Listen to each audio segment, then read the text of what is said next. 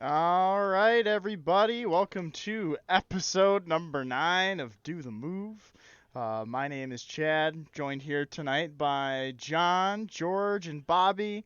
We're going to have some of our other guys trickle in here shortly on tonight as we progress through the show. This is a exciting week for us. We've got 5 or 6 shows I think we're going to this week. AEW, GCW, freelance wrestling. We're going to the All Out Fan Fest. So it's going to be a loaded week here. So we're going to start with recapping the WWE shows throughout the week. We'll go over Dynamite and Rampage as well, and then we'll cover Impact real briefly as well. Gentlemen, got anything we want to start off the show with? We just start off with Raw then, right? Let's get Yeah. into it. All Yeah, let's right. get right into it, man. We'll get into it. I know a couple of the guys here watch Raw. I don't know if any of us have. I kind of put it No, on in the I watched background. it. Okay, Yeah, cool. that's all right. So we will start off. Looks like the show started with Riddle and Seth freaking Rollins brawling in and out of the crowd and backstage and all sorts of shit there. Um, we had a little standoff with Bianca Belair, Asuka, Alexa Bliss, with Trish Stratus against Bayley, Dakota Kai, and Io Sky, in which they had a match with Dakota Kai and Io Sky defeating Alexa Bliss and Asuka to advance to the Women's Tag Team Championship Tournament Final. After that, Finn Balor defeated Dolph Ziggler in a singles match. Kevin Owens defeated Chad Gable. Bayley defeated Aaliyah. The Miz and Ciampa defeated Bobby Lashley and AJ Styles by a DQ. We had Johnny Gargano come back to the WWE in kind of an odd fashion. We'll maybe touch base on that real quick at the end here. Edge defeated Damian Priest. And that was it. Gentlemen, we have any thoughts on this week's Raw we wanted to go over? Uh, yeah, I guess I can start off. So, KO answering Chad Gable's open was pretty sick. I don't know if you guys could tell when he was coming out, he's like pretty much wearing his old gear from NXT, and also his Titantron's the same exact thing as from NXT. So I thought that was really cool to see. They also put on a really good match as well. Um, Also, the main event. This is more of a question to you guys. But towards the end of the match, AJ Styles got like attacked by someone, and then they're pulling him back, right? So that's one of the spots. And then a couple seconds later, Dexter Lumis comes out with the biker hat or biker helmet, and grabs the Miz, just walking backwards They into like alluded the to it. It was pretty wild because you saw the guys in the crowd beforehand, like yeah on the one corner by the announcers, and then like the yeah camera like moved all the way over to the end, and you saw like one guy come up, like in his like yeah. But riot gear or whatever it was. does anyone know who that guy was that attacked AJ Styles? No clue. Anyone? From what I No saw, it idea. was local talent from the from wherever they're at this Monday. That's what I read. Who Okay. knows? Okay. That's a pretty big Um, spot to put an extra in, though, if it was just a local guy yeah, against one yeah. of the top 10 people, probably salary and respect wise in the company. So that is a local guy. What a role to get. Anyways, Bobby, go ahead. I thought this episode of Raw was okay. It's nice to see Trish come back and return to the WWE universe. She looks wonderful out there. Overall, the wrestling has been getting better and better each week on Raw. Kevin Owens and Chad Gable had a great match. Dolph Ziggler and Finn Balor also had a great match. I thought the Edge and Damian Priest is okay. I feel Edge's matches lately have been a little lackluster as of late, as of this year. But I'll wait and see. Again, hopefully he has a match for Cardiff next Sunday. But overall, it was an enjoyable Raw. I do like everything that they're doing with Dexter Lumis. We'll see what happened with him and The Miz. He abducted Miz. What is going on here? What is this TNA 2009? Are they abducting Samoa Joe here, putting him in the back of a van here? What's going on here? But I am intrigued to see where this leads to next. Joey? Thank you, Bob. When it comes to Johnny Gargano and how he was reintroduced, at first it did feel a little, I guess, unimportant, especially since they were in Cleveland the very week before. And of course, AEW was in Cleveland this week, which we'll get to later about Cleveland being weird for some people. But I'm not really sure what the next few months look like for Gargano whatsoever.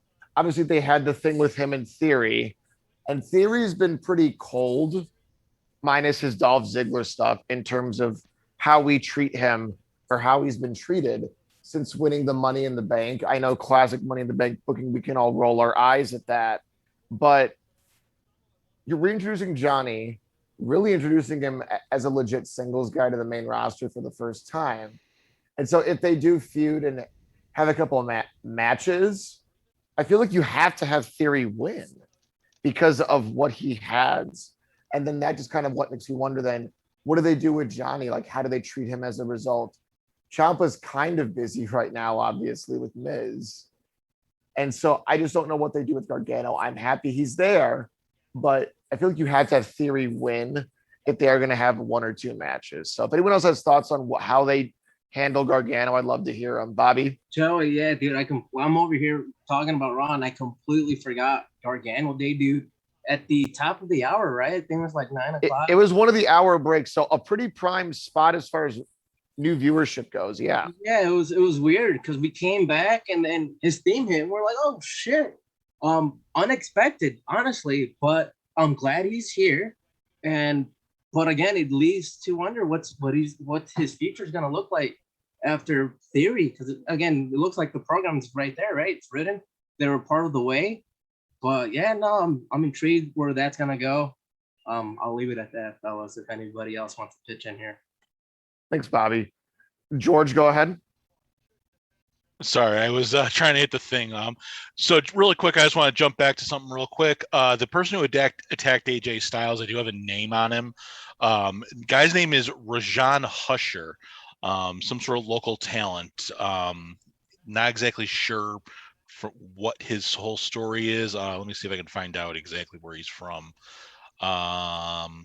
Battle Arts Academy is his home promotion. So kind of a nobody, but yeah, getting dropped in that thing. Moving back up to the Johnny Gargano situation. Honestly, with Gargano, there's two ways you can do with this. You could put him back with Ciampa, get a big DIY reuniting thing, and finally have a legit tag team in the tag team division, or you could push him towards the main event scene. Because there is no star power in the main event scene right now, and they desperately need something to kind of, get going, because eventually Roman has to drop that belt, and it's sooner than later it's got to happen.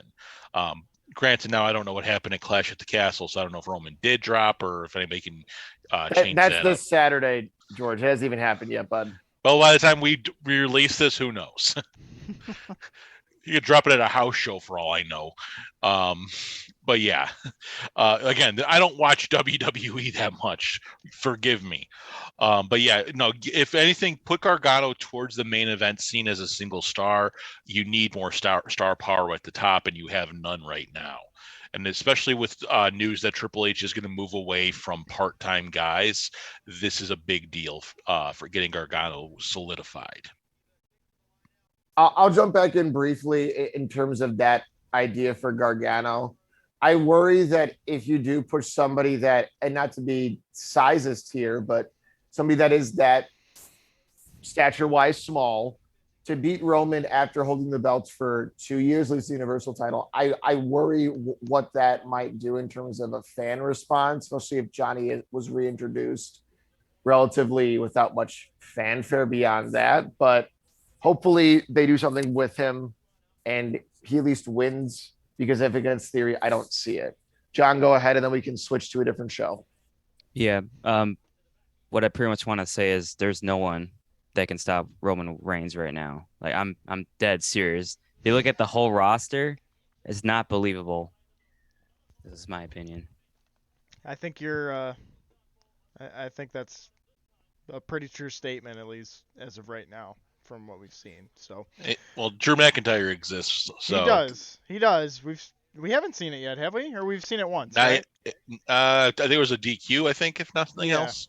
But He might have passed out at Survivor Series when Oh. Drew was the WWE champion. That's right.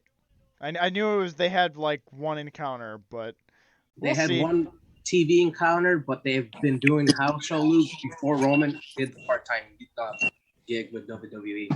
Got it. All right, we will be moving on to NXT from the 23rd. Looks like we had Braun Breaker and Tyler Bate agree to a championship unification match at Worlds Collide.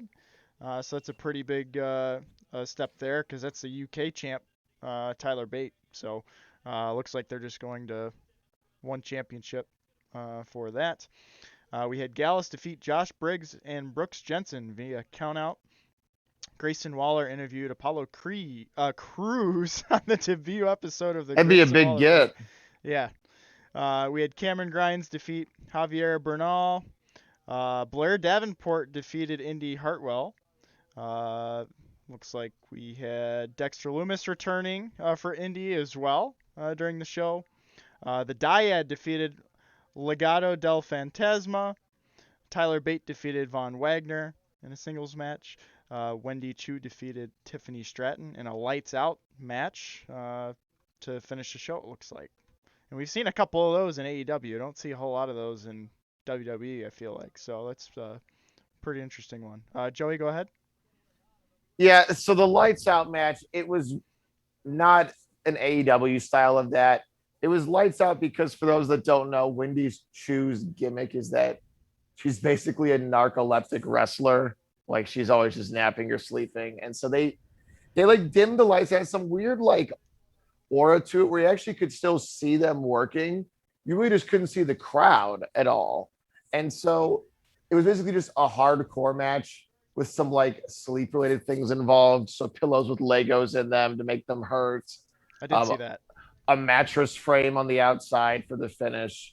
But one thing I really want to touch on, still sticking with the ladies, is Blair Davenport, formerly known as B. Priestley in AEW and other wrestling companies. I thought she came off really well in this, and she's actually going to be in the triple threat match to unify the NXT US women's and UK women's. You have her going up against the two champs, obviously Mandy Rose, very well known by the mainstream audience, and Mako Satomura, who's obviously a legend in the industry, hasn't actually wrestled in the States for, they said, I think at least 5 years, which is really saying something. And I thought, I almost called her B again, but I thought Blair Davenport came off the best in that segment with her swagger. Just she carries herself really well, and she's a bigger in terms of like height and muscular in terms of the ladies. So I thought she came off really well. So I'm happy to have her added, hopefully for the long-term future. George? I just want to question, when the actual hell did B. Priestley sign with WWE? A few months ago, I think she might have had a handful of matches in NXT UK before they are going on their long-term pause before NXT Europe. It's only been a few months, though, and she won, I think, a match or a tournament to become the number one contender. So I don't even know if she's lost yet since her cup of coffee in NXT UK. Wow, that's just because that's the kind of signing I thought would have made a bigger deal, but I never heard about it like at all. Wow, that's crazy. But and why would you change her name? She has name recognition. Like, there is so much to unpack there. But I mean, the only thing I could say is maybe there's a little bit of negative press surrounding her name after that whole incident with her and Ospreay. But that's another story. I think it might have been a before Vince retiring signing where they were changing everybody's names. So maybe they just haven't gotten around to changing it back, or she just doesn't really care, doesn't want to sign over her name. But it really hasn't been too long, though. Okay, yeah, I'm sorry. That's just that is something I really did not see coming. But holy crap! Okay, but yeah, other than that, I got nothing on NXT because I don't watch it. So have fun. Anybody else? Bobby or JT? I thought it was an average show this week. Um, I got something a little bit later I'll bring up, but as of right now, I thought it was an average show. I did like the that they brought out Dexter Loomis during the Indy Hartwell segment. Joy, what did the note say that he gave to her? Something about like, I'm I sorry love I've you, been or gone for a you'll be missed. while. I love you. I'll see you soon. Because Yeah. obviously he was arrested by the cops right outside Yeah. because of him kidnapping Miz the night before. But it was nice that they called that back because it's hard to ignore it when he was just released and they didn't end that storyline whatsoever with Indy. I'm curious to see where Indy goes from here. Does she get called up? There were talks about that. I did see some sort of reports. They were talking about her and somebody else. I'm sure she's had dark matches up there before Vince retired and everything. So I'm wondering maybe this can lead to her joining Dexter on Raw. But we're just gonna have to wait and see. Other than that, it was an average show. I'll have more on it later. We can continue on. I believe AEW, fellas. I think John had something he wanted to say. No. Oh, JT, no? He faked me out. He had the mic ready to go. I was like, all right, we're about to get a JT promo. You just got faked. I got faked out, bro. All right, we will head into SmackDown before we head over to AEW. So looks like we had Karrion Kross have a message for Drew McIntyre, and apparently Karrion is making his in-ring debut this week, actually. First match of the night, Natalya and Sonya Deville defeated Dana Brooke and Tamina, Shotzi and Xia Li, and Nikki Ash and Doudrop in a last chance fatal 4-way tag team match. Sheamus and Gunther had a stare down in the match. Raquel Rodriguez and Aaliyah defeated Natalya and Sonya Deville to book a place in the Women's Tag Team Championship Tournament Final. We had a segment with the New Day and the Viking Raiders. Drew McIntyre defeated Sami Zayn, and Roman Reigns came out for a message with him after that as well. Thoughts on SmackDown this week? Yeah, so real quick, as I just want to say that Sami Zayn, part of the bloodline, is great. It's golden. It's hilarious. Yes, hilarious. But some of the the couple seconds that they had back in like Roman's like room, this is great. I love. I sent the video to Chad. Sami Zayn dancing. Dude, it's so funny, and you can see one of the Usos like cracking up but holding like their laugh back. But dude, Sami Zayn, for sure. yeah, Sami Zayn, dude, funny. But send for the man. say yeah, send the man.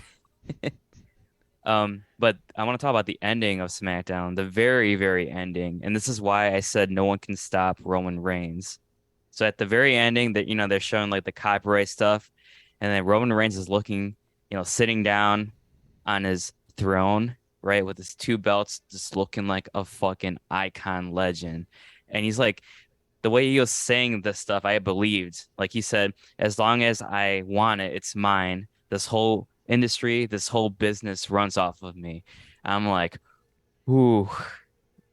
You guys gotta watch that video if you haven't, because that made me like, yep, there's no one in this damn industry that could stop Roman Reigns right now. They gotta build someone else that has the same, level where it's just happened and it makes sense that someone could take him out. But right now, they either need like an army to stop the bloodline. But that's my thoughts on SmackDown. Yeah, Roman's definitely come into his own. I've really enjoyed his work the last year, just overall with the bloodline and everything. And like you mentioned, his promo work, his speaking abilities. Obviously, we all know he's a great performer in the ring.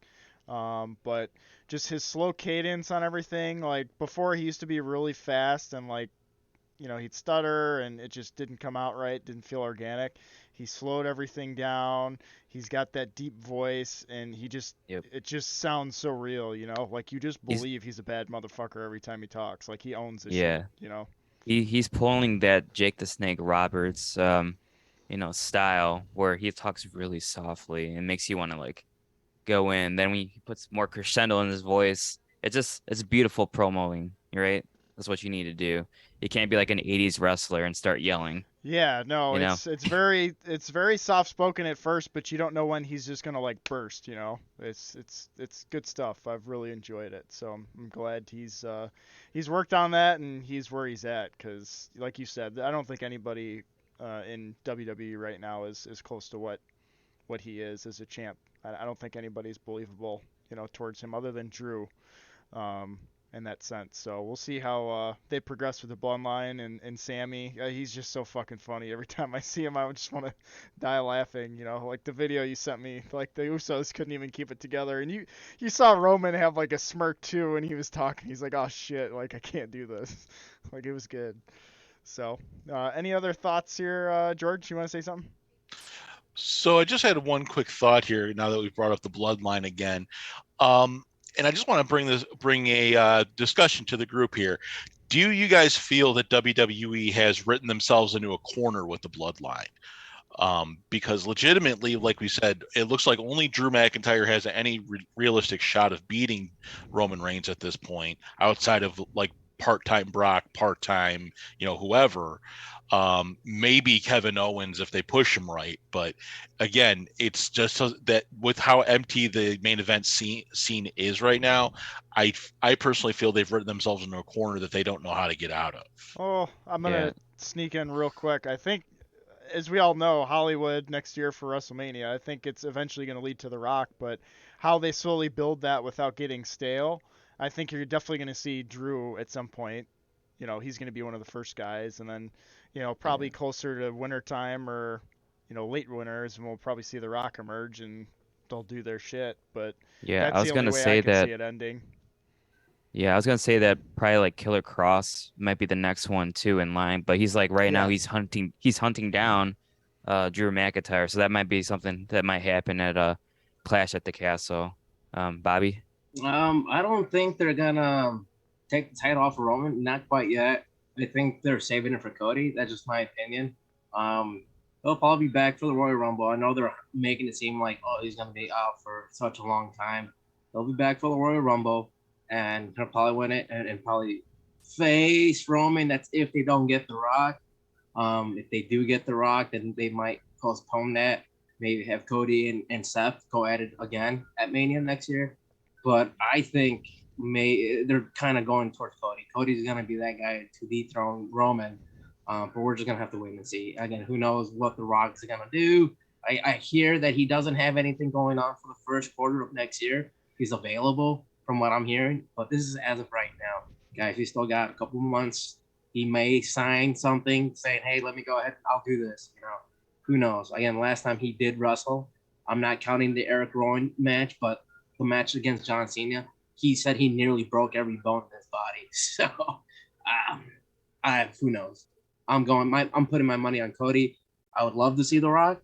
Don't get me wrong, but if the man nearly almost broke every bone in his body facing John Cena, imagine going up against his cousin Roman Reigns. He's in good shape. I think he can handle it now. He's in much better shape than he was then. That was what, 13. 2013? Yeah, I think we talked about this during the week. Yeah. Um, Yeah, he is I don't much know. older though. I don't know. It's just weird how like they talk about the bloodline and the history, and I sent you guys that shirt or sweatshirt, whatever the hell they had, that had everyone on it. The Rock's not on it. He's related to Roman in some sort of sense. So it's like, like I feel like it's building to that, Like it's gonna happen. If it doesn't happen, I'm gonna be really surprised because that's been the rumor for like the last 2 years is I the think Rock more coming than back. that. Maybe 3 or 4, yeah. I Before they think it kept goes throwing back Brock, when The Rock helped out Roman at one Royal Rumble. I think I heard rumblings even back then. Yeah, they had like a stare down too, right, or something like that. I think no. I went back and I saw it a couple weeks ago. It was the Big Show and Kane beating down Roman, and The Rock came in, saved Roman. Roman threw them out, and then I threw out. Who was the last guy? Maybe Rusev, I think. It was Rusev, yeah. Yeah, Rusev threw out Rusev, and then that's how he went on to face Brock at that WrestleMania. But The Rock was part of that. He helped out Roman and everything. There was no stare down with that though. Yeah, Chad, no. you might be remembering Rock like being confused because the crowd, thank you Philadelphia, was booing out of the building Roman, even though Rock was there to help him.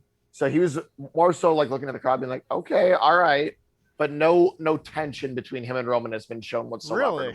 I thought at one point there was like whether it was on a Raw or something. Not at No, all. Nope. Okay. but I'm just saying the rumors kind of like you can take it as far as that Yeah. fact. Yeah. No, you're right Yeah. for sure. So. But we're gonna have to wait and see, fellas. Yep. Anything else to add to SmackDown? Nope. All right, we're gonna head into AEW territory. Boom. I just lost my Dynamite card, so give me just a sec.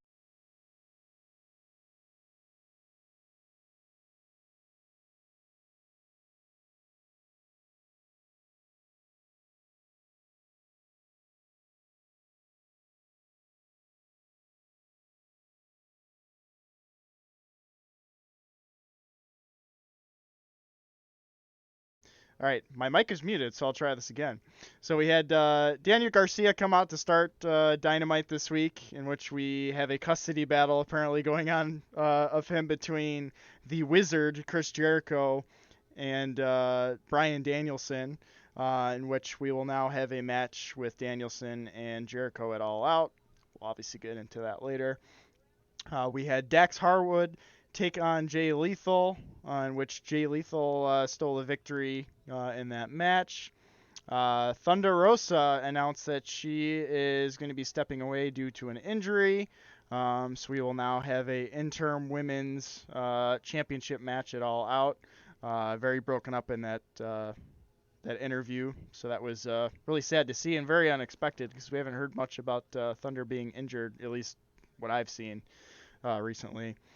So we'll have Toni Storm, Britt Baker, Hikaru Shida, and Jamie Hayter in that four-way match. So that should be a pretty stellar match. That's probably one of my top matches I want to see this weekend. We had Billy Gunn take on his son Colton Gunn. We had Colton beat Billy in that match. Next up, we had Britt Baker take on Kylan King. Britt Baker defeated King. We had Swerve in Our Glory. Have a little interview with Tony Schiavone. And then we had our AEW World Title Unification match. And, well, we'll probably save our discussion, once we get through the rest of this here. But CM Punk, Jon Moxley, didn't go the way I thought it would. Jon Moxley became the undisputed AEW champion at the end of that match, a short match. We had Tony Schiavone talk to Christian Cage. We had Ricky Starks come out. And then we had our main event for the Trios title tournament. We had Death Triangle, Pac, Penta El Zero, Miedo, and Rey Fenix versus the United Empire. Kyle Fletcher, Mark Davis, and Will Ospreay. And the United Empire ended up taking that victory. That was a pretty good match from what I saw. I only got to see highlights of that. That's the only match I did not watch all the way through, and I'm disappointed because I heard pretty good things about it. So, guys, what do we think about this week's Dynamite? George, go ahead. All right. First off, I'll take, because there's a couple, I want to really quick before I get into this whole spiel. I just heard some very close thunder and lightning. So for some reason I go out. That's why. But anyway, as far as Dynamite goes, all right is an understatement. We literally had a 5-star match on this card, that being the trios match. A little bit more information has sort of trickled in about Thunder Rosa's injury. From what I'm understanding, it seems to be some sort of issue with a disc in her back that was sustained during the cage match with Britt Baker a few months ago. And she's been wrestling on that, which is why her matches have been pretty crap. At least is what what I'm hearing as far as that goes. And then there's something I want to talk about AEW related a little bit later, but I'll leave that to later. The interim women's championship match that they've announced, please, in the name of all that is holy, do not let Britt Baker win this thing. I understand, she's a competent heel, but we need something new to that to kind of get things going. Sheeta never got a proper championship reign. I feel she would be deserving of it. But I'd also love to see the surprise of having Jamie Hayter win and start that whole rivalry with her and Britt. Other than that, I mean, some of the interview segments were okay. Conspicuous by their absence was Eddie Kingston. But now that some stuff has come to light after the fact, supposedly during sometime either prior to this event or after it, there was an altercation between Kingston and Sammy Guevara. Kingston is now suspended, and his match with Guevara has been pulled from All Out. Which unfortunate, because I know a lot of people were looking forward to that match. There was something else I kind of forgot about, and I don't remember. The Billy Gunn Colton Gunn thing. Stokely Hathaway has made his presence known in that whole scenario. And it looks like the Gun Club will be signing with him. As far as the Punk Moxley match, which I know has been the hot topic going forward here, it was speculated that Punk actually did re-injure it, but it does look to be a work as of right now. Currently for All Out, the main event still scheduled, as far as I've seen, is Moxley versus Punk. So we may get a salty run back. They'll probably set something up on this upcoming Dynamite. So we'll just have to see that. And I do have a bone to pick, but we'll save that for later on in the show. Jay, you got something? Yeah.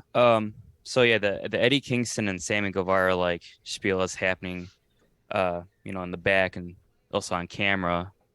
I just wish that, they can just shake hands and actually take this real life story line, that's happening right now, and make it into the actual match that's supposed to happen All Out. Because now you got people saying, oh, now there's a big buzz about, Eddie and Sammy. I don't know. I just feel like it's a good way just to get momentum for All Out, but that's just my opinion on that. Oh, the best heat is real heat, and Yes. a citing example would be the Matt Hardy Edge situation from back in the day. So yeah, I see where you're coming from, but I think maybe this was a little. I think Eddie's unpredictability is the issue that is why this all happened here. Because I know it does have a history of mental health issues, which he has been working through with AEW.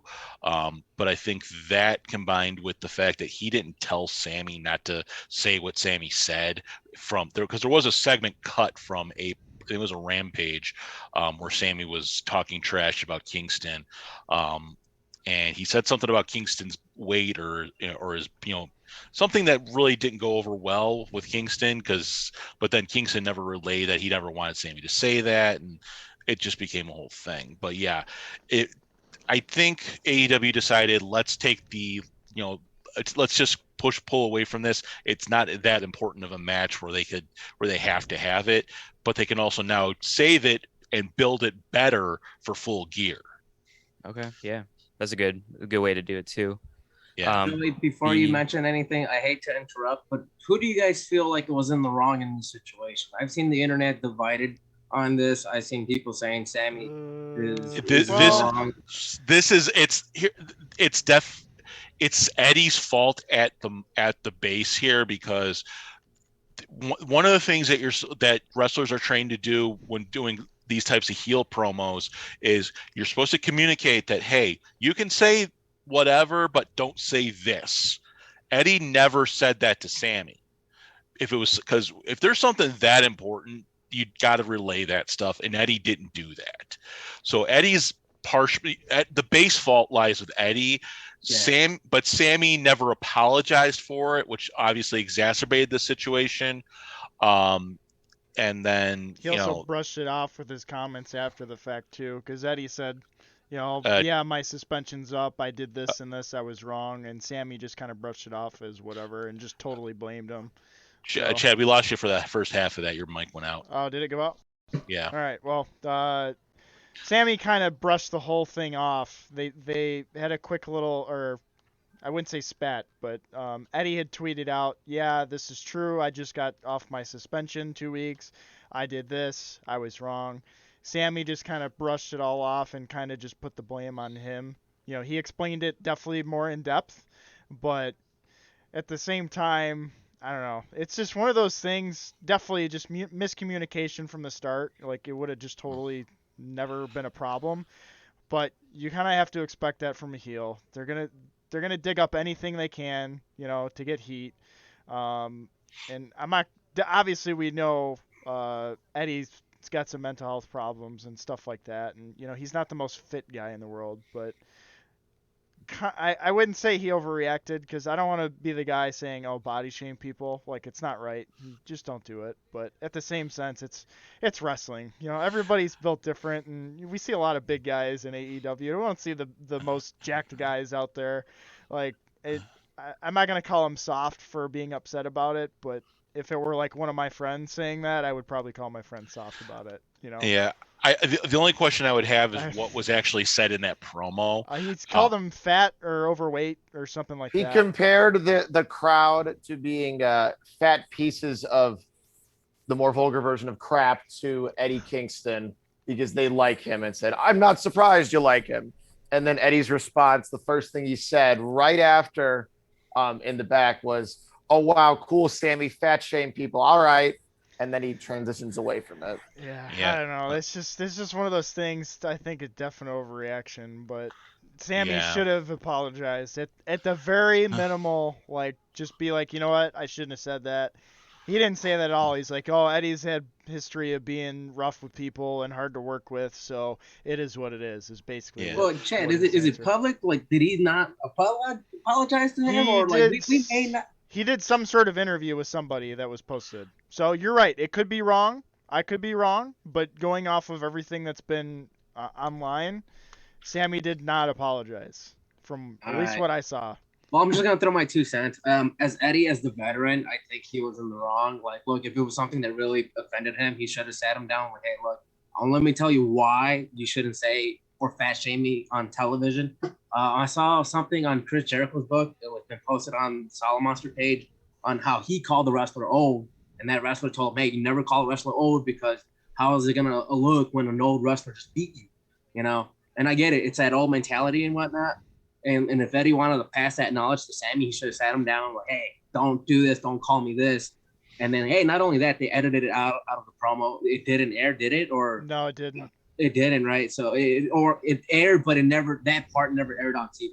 They edited it out. Yeah. It was taped in front of a live crowd, but never made it to TV airing. So for Eddie to overreact, it's like, dude, come on. Like, if you wanted to teach him a lesson, you could have sat him down, like, hey, dude, don't tell me this on TV. It makes my character bad, and move on. But I can tell that Eddie, and I think there was a signing where he just doesn't like Sammy at all. I was just about to bring that up. Yeah, he basically buried Sammy at during a signing. He was doing like an interview with somebody. Didn't say anything specific that I remember, but just said He he said really the guy's a prick. Yeah, but again, that you could be commenting on his in-ring character saying that as opposed to the real life person Sammy might be. We don't really know. But yeah, again, this is Eddie should be the veteran and be the bigger man in this situation. But at the same time, there's always that opportunity then for a salty run back on the mic. I did pull up the article or the statement that Sammy made about it. He said, Eddie did not do the professional thing and communicate to me, which if he did, I never would have said it because the last thing I wanted to do was hurt someone for real. So he did kind of apologize. So I was wrong on that. But he said, so after the promo, I get to the back and Eddie is flipping out, yelling, "You can't call me fat," over and over as I'm trying to walk down the stairs in Gorilla, making a big scene. People get in between us. Eddie tries to pie face me and he more life touches my face. It was weird. And then everyone backs up. He said, I know this isn't Eddie's first time being aggressive and getting out of control backstage. I know he had to do some kind of anger management after this whole thing. This whole thing was very unnecessary, but it is what it is. Live and learn, I guess. On to the next we go. So sort of apologize, kind of a half apology. He didn't flat out say he's sorry, but Eddie Chad, it seems definitely. like you don't really like Sammy here. I'm. They're both wrong. It's just a big overreaction, personally. So, but they'll get over it. Joey, go ahead. Yeah, so this I think is another example of AEW's problems in communication issues. How many months has this been a topic in varying degrees of communication either lacking or breaking down? And this is another example of it. Not related to the Jonathan Gresham issues or the Chavo Guerrero, Joey Janela, Marco Stunt, other scenarios where in that company, it seems like communication just doesn't happen as well or as often as it should. Totally different scenario, but I think this is another sign that there needs to be more communication like demanded and a more definitive structure. I like that promos are a lot looser in the company, but this is where you need to have some accountability person to say, all right, what are the bullet points of your promo? Let me talk to the other guy so he knows or they know in response and come back and communicate it.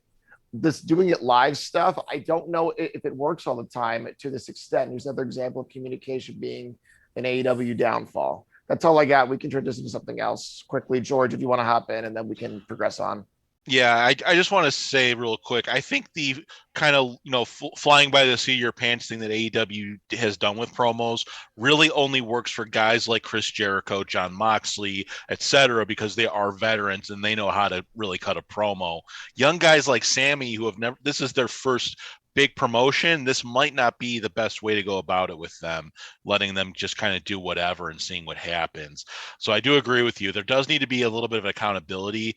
But I know now that they've been working with new producers, they put new people into new positions. So I think right now we're just getting towards the end of those growing pains as far as that transition of power goes, as far as getting those producers in the mix and starting to communicate those issues. So hopefully that'll get resolved now with everybody getting in the right place at the right time.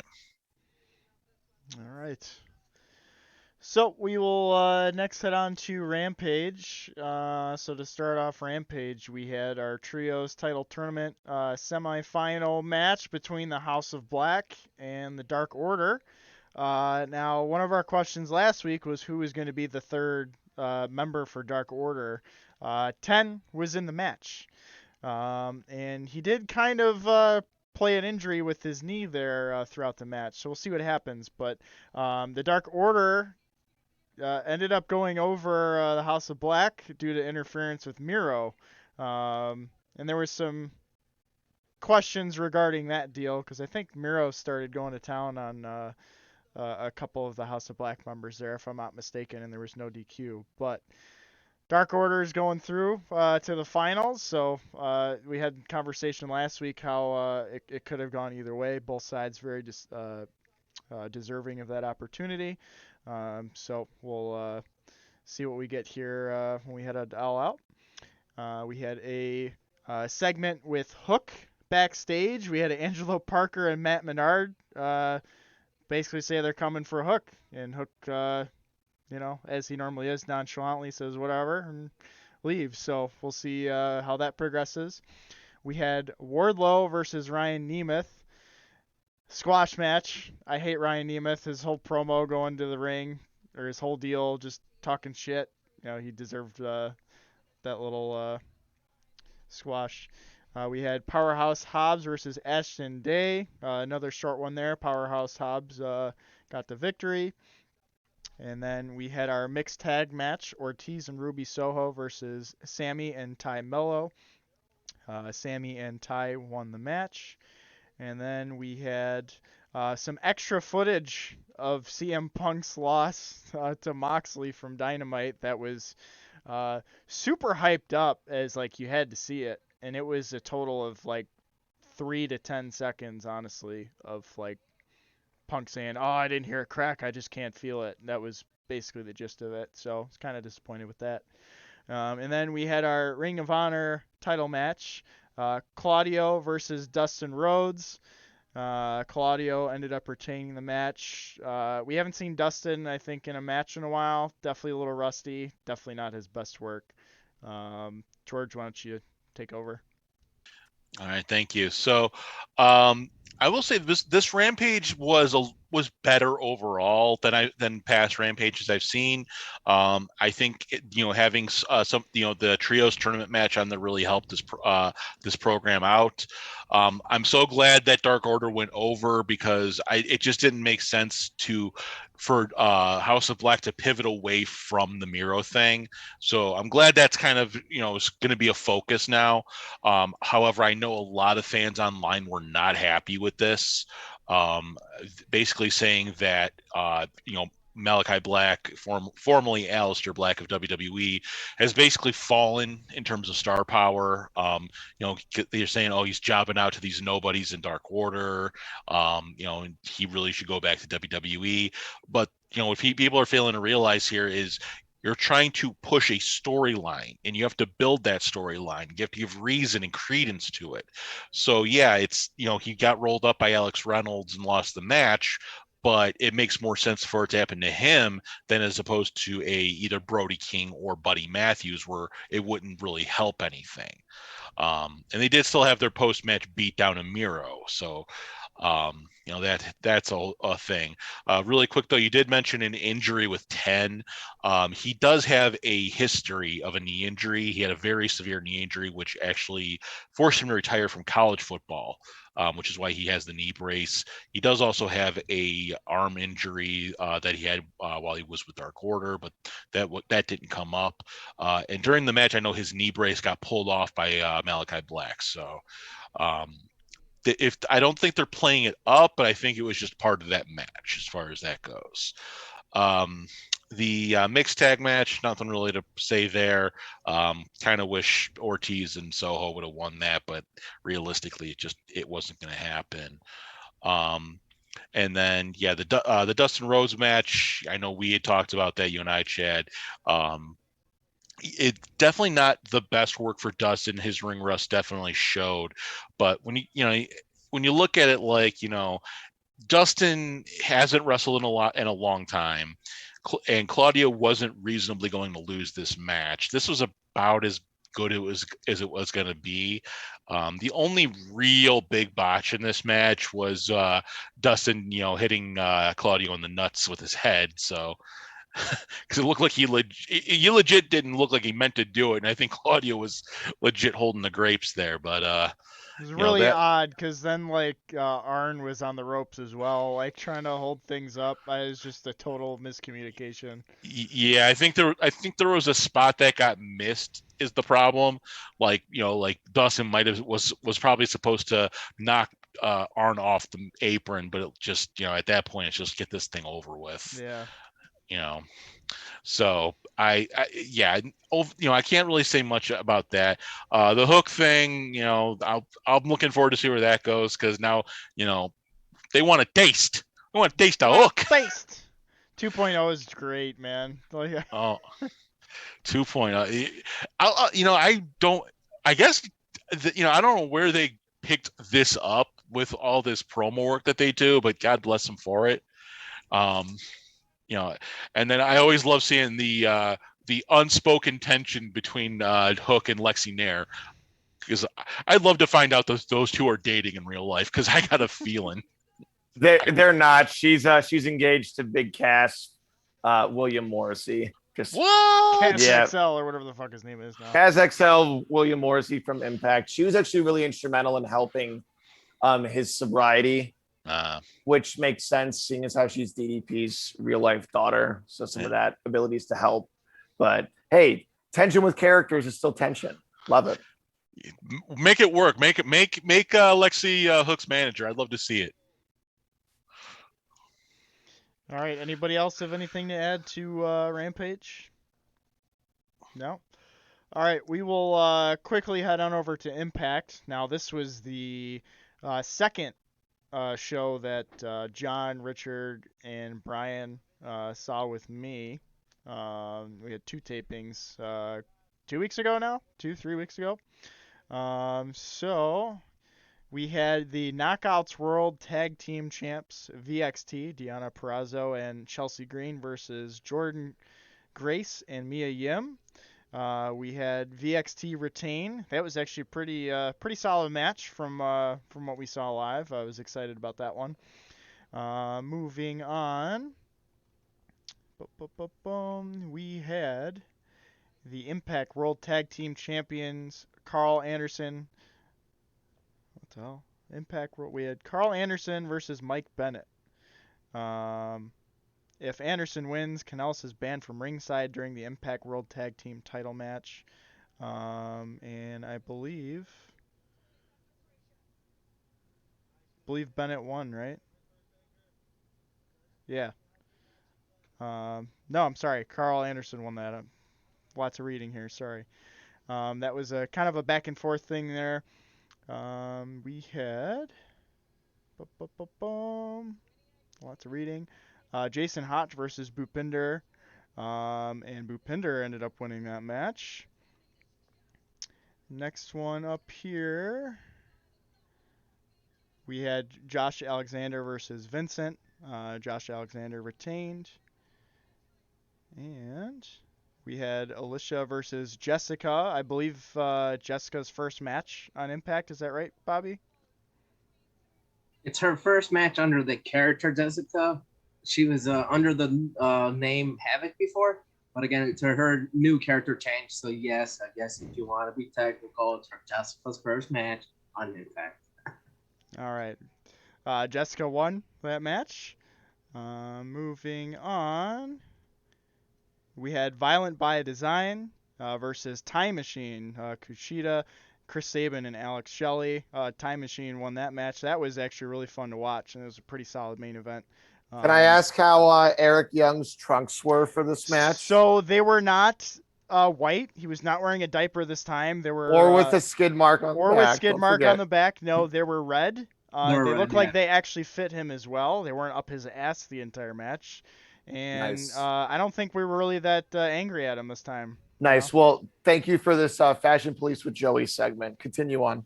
Yeah, that was the main event. Like I mentioned, my first time getting to see the Motor City Machine Guns, and they're actually going to be at All Out.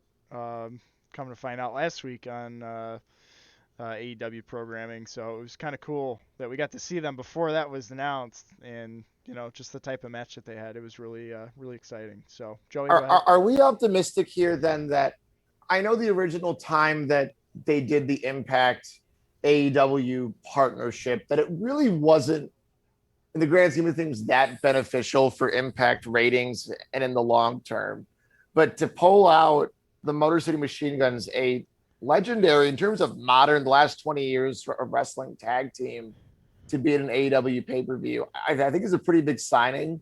And I feel like this is more of a one-off than the previous partnership that existed when Kenny was the champion, etc. But maybe they pulled this off and hopefully that this could be some more collaboration, because we all that went to the Impact shows a couple weeks ago now were left happy. We were impressed by what's there. So we can get some more collaboration there, and hopefully it's more mutually beneficial. I'm all for that. If anyone has thoughts on the Motor City Machine Guns and that partnership being rekindled shortly or long term. I would like to see it more. Sorry, Bobby, I interrupted you. My main confusion on this though was I feel like Machine Guns are faces on Impact, right? Correct, they are. So they're pairing them with Jay Lethal. Well, Chad, let me explain it to you because you seem a little confused. They grew up in TNA. School them, Bob. All three of them, they all grew up in TNA.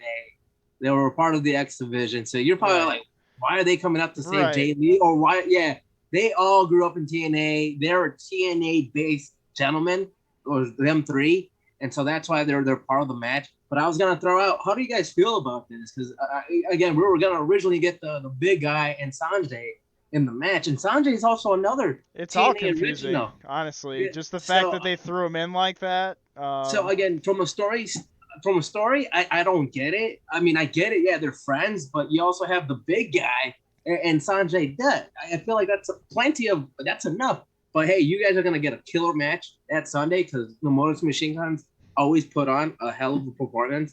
So as a fan of me, I'm happy that we're gonna get this match, but like logistically, is it really the right play? Like, I don't know. Take it away, Joey. I'll hop in. I don't think it is, even though I'm happy for the Motor City Machine Guns. A couple weeks ago, my confusion about the treatment of mid card titles was that Wardlow, in his first big pay per view since winning the championship, is not defending it in a singles match or any match. It's just the tag team match with the Pinnacle.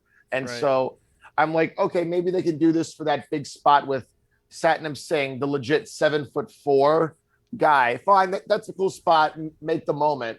That moment ain't gonna happen now, seemingly. So I just don't get then why again Wardlow is not defending the title. He's not getting that, meme slam moment. So I don't like it from a storyline either, Bob. And I think it's just more confusion for why is Wardlow even here, because Pinnacle has been a thing for 6+ months. Go ahead, George. All right. So to kind of jump off where you're going from, I think this has less to do with Wardlow and more to do with FTR. This basically doing the match this way gets FTR on this pay-per-view because they didn't have any legitimate challengers right now for anything. So their star power gets added to this match. Plus, this sets them up to go to Impact, possibly, by the time they get to Impact, Motor City Machine Guns will have won the tag titles, and now we set up that big dream match, and now we get more belt hunting for FTR. So I understand that whole aspect. George, I like where you're going with that, buddy. I like that. Yeah. The other thing is then, Satnam Singh, as big as he is still a very green wrestler at this point. And he's he's an intimidating large threat. The last thing you want to do is destroy that threat by having him get killed by Wardlow. So now you've got two guys in Motor City Machine Guns that are have been associated with Jay Lethal. Sanjay Dutt hasn't been an active competitor in years, so there's no reason to throw him to the wolves. It's just not going to work. So put the Guns in there, let them have this match, set the future up with them in FTR, and then Wardlow can do whatever with Satnam down the line. Remember, Full Gear is in November usually, so that's not that far off. That's enough time for Satnam to get some more in-ring experience, and then if they decide to have something with him and Wardlow, that it could be a nice big blow off there. This, and that also gives Wardlow time to have some title defenses in the between now and then. So there's a little bit more going on here than the surface of why bringing the Guns in for absolutely nothing. Yeah, I see that point, and I like the fact that they're letting FTR go kind of fuck off and just win titles pretty much everywhere, but they haven't won the tag. Well, actually they have. You're right. Never mind. I just feel like if they're gonna be like the tag belt collectors, they should have the AEW belts as well. Yeah, they had a run with them already, but that's their thing right now. And yeah, I totally am for seeing them go to other promotions and do stuff. I'm glad that Tony Khan's allowing, his talent to do so, but I don't know. I just feel like it's one of those things we don't need to see another tag match on a pay-per-view because this is one of 3 right now. The main event or the main purpose of this pay-per-view now is for the trios belts. So not only do we have that, but we have this match, Wardlow, who is the TNT champ, who should be just defending the belt, because like Joey said, he hasn't had many defenses. And then we've also got the actual tag team belts being defended. Well, So- they're probably going to announce Sting, Darby, Miro, and that's also going to be another trio. Exactly, that's what I'm saying. Like we don't need all these tag matches, Just What's wrong, Chad? You don't like trio matches? no, we've got fucking trios belts. If they're gonna do trios matches, why aren't they in the trios tournament? I agree. It's too Right? much. They're doing It's- too The much. belt shouldn't exist. I'm not saying the belts shouldn't exist, but it's just kind of the same thing we've been bitching about the last couple of weeks, Like if there's a belt, it should be defended on the pay-per-view. I think that's just what it should be, Especially if you're not. I wouldn't say Wardlow is not regularly defending the belt, but he's only had a handful of defenses, right? 2? 2 or 3. I guess 3 He- if you he- count the Ryan Nemeth squash. I remember the orange one, and then I think he had another one against. I don't even know. That's how unmemorable these matches have been. Honestly, Exactly. Chad. So I get bringing FTR into it for star power and building future feuds for them. Jay Lethal, but even that, there you go. Yeah, it's just one of those. Does it really need to happen like this? Maybe not. Maybe they could have thrown the Motor City machine guns in with Kushida and had them be in the trios tournament and set something up like that if they're gonna do a trios match. But They probably wanted to, but just couldn't get the yeah. deals done. Yeah, so I don't know. Maybe I'm complaining too much about it, but I'd rather just see the main belt get defended. And if they want to give FTR a match, give them a meaningful match alone. Yeah, I mean, I get where you're coming from. If you're going to do something with Wardlow and FTR like that, where you're going to set up FTR for something down the line, you could easily do it on a Dynamite and just kind of and get it over with. But at the same time, though, not having FTR on the pay-per-view, now people start, bitching about, hey, where's FTR? Why aren't they doing this? What, because worst case, even worse worse than not having them on there would be to throw them on the pre-show.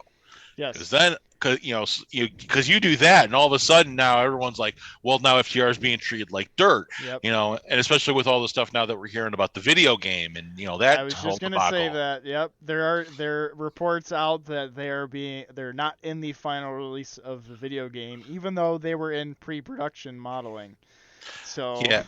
Yeah, maybe it's a sorry about that kind of inclusion, but possibly, but they're I hate to be the video game guy here, but DLC, they were DLC in the last WWE game they were in, if I'm not mistaken. Yeah, and here's the thing though, is I'm not sure what their contracts look like. There could have been an issue where they had not re-signed at the time the game started production, or one was getting close to production, and they just couldn't risk including them for fear that they jump ship, as opposed to like with Cody, where they I think he might have been one of the first ones done, and then just surprisingly left. Like that's that was unexpected, and you kind of roll with it, but. FTR, if they're going to get included in this game, it might be either as a DLC or depending on, when they decide to release this game, they could still get added. No one said they're not completely removed yet. They're just, they need, they'll sort this out. I'm not again, we're not really sure what the structure of this game is going to be and what they might only have a limited roster for the game to begin with just to keep things streamlined. So who knows? That's up to the developers.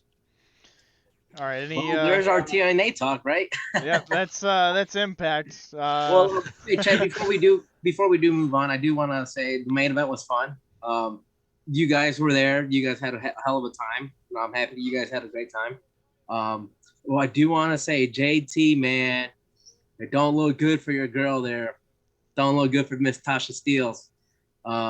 I don't know if they showed it at the venue, but they had a backstage segment with Killer Kelly, and she came up from behind and choked out Tasha Steelz from behind. My girl right there getting John's girl. Love to see it. I don't think they showed it. If they did, we were probably screaming at each other or filming. All right. Well, it was on Impact this week, and I'm like, yeah. This don't look good for Tasha Steelz, man. I think they're gonna job her out to Killer Kelly, and then Kelly's just gonna go on moving through the rest of the roster. JT, what are your thoughts, man? Tasha Steelz. I'm just mad. I'm just mad at Penzer for not throwing a T-shirt. Yeah, that motherfucker.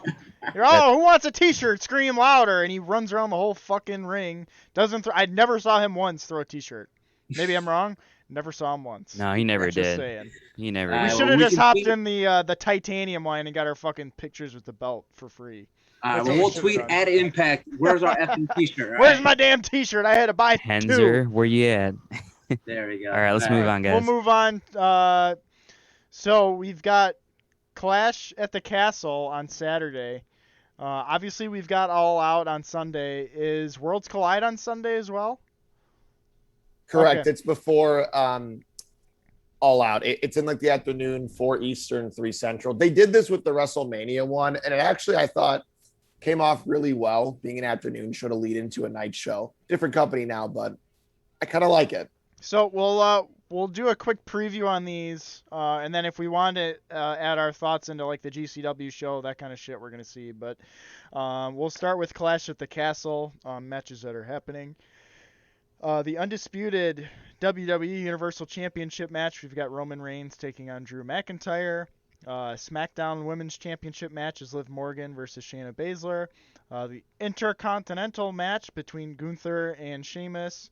We've got Bianca Belair, Alexa Bliss, and Asuka versus Bayley, Dakota Kai, and Io Sky. And we've got Riddle versus Seth Rollins. Thoughts on the card? Anybody? Bobby, go ahead. Yeah, man. I'm looking at the card, and it's not a bad card. It looks pretty decent. The match that I'm most looking forward to is the Gunter and Sheamus match, and I'll talk more about that later. But we also got Seth Rollins and Riddle. We didn't get that match at SummerSlam. They pushed it for this pay-per-view, so I'm sure them two are gonna go out there and give us a hell of a match. And then the main event, I'm curious where they're gonna go with this. It's for the undisputed titles. It's for both belts, so it's not for one belt. So it makes me wonder: are they going to keep it on Roman then? It's in Drew's country, right? It's in his hometown. I feel like this should be Drew's moment, but with everything with The Rock, right, or with Cody, who knows? I don't know. So I am curious to tune into that main event on who's going to win, Roman or Drew. Go ahead, George. So really quick, yeah. So it's Drew's home country essentially. It's because it's in Wales, which is part of the United Kingdom, and Drew is Scottish, which is also part of the United Kingdom, but two very different places. Other than that, I don't have much to add, but I do have some interesting breaking WWE news to report. Theory got his first name back. Really? He is now listed as Austin Theory on upcoming WWE live event lineups. Interesting. Yep. So PW Insider also reporting this that Austin Theory is now Austin Theory once again, gentlemen. Joey, go ahead. Not so much a specific match. I do hope my guy Drew wins. Bob and Chad have known for a year since Drew returned to the company that I've been one of his biggest supporters and fans. But more so even than Drew, I just am excited to feel the vibe of that crowd. Now, we're not going to be there live, obviously, because we're not flying over to Europe, but UK crowds, Canada crowds, as we saw recently with Montreal and Toronto, they are smart, they're witty, they're fun, and they're into wrestling on all levels. We know this crowd's going to be hot, and to me, that's a huge reason why to watch and rewatch certain matches. I think of Hogan versus Rock at WrestleMania. Not the best in-ring match, but man, did that crowd go crazy for it. So the crowd to me is my most excited moment for that entire show. Go ahead, JT. Yeah, I agree with you, Joey. The UK crowds, Canada, Chicago, Philly, that's towns, but those crowds are the smart crowds. And I just love, especially like you go to Europe and you see a wrestling show, it's treated like a soccer game. Everyone got their own little like chants, and someone starts like some kind of like sing song chant, and like everyone knows it. And it's always cool to see that, especially when WWE goes to the UK. But the match I'm definitely gonna look forward to, and Bobby said it, was Gunther versus Sheamus for the Intercontinental Championship, and it's just perfect because Sheamus Ireland, Gunther's from Austria, I believe. So it's just that match is gonna be hard hitting. It's gonna be And we know brutal. Sheamus can hit hard, and we know Sheamus can hit really hard as well. So that's probably I don't know. I think that match might steal the show. Hey, I JT, just have what's a good feeling Gunther about it. known for? What was that? What's Gunther known for? Oh, the chops, dude. And an insane Did you guys- body as of now. Wasn't there a picture of one of his chops from like the past week? You just see his whole chest like jiggle, and it's like, ugh, fuck. Man. There's a match that happened over a year ago with for the UK Championship. Dragunov, his name is, Maybe and Gunther. that's what it was. Maybe somebody Ilya, posted that. That who's looked a very nasty. pale guy already. It looks Yeah. so nasty. I'm like, dude.